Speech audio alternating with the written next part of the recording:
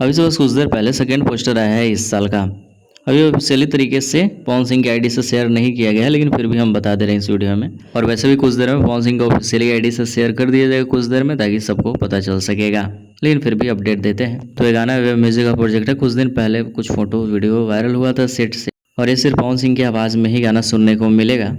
गीत को लिखे हैं रोशन सिंह विश्वास, संगीत है प्रियांशु सिंह, म्यूजिक प्रियांशु सिंह का है, निर्देशक रवि पंडित। और फिर से वहीं डिसाइड किया गया है, कमिंग सून का पोस्टर छोड़ दिया गया है। फिर से एक सेकेंड पोस्टर आएगा जिसमें टाइम बताया जाएगा।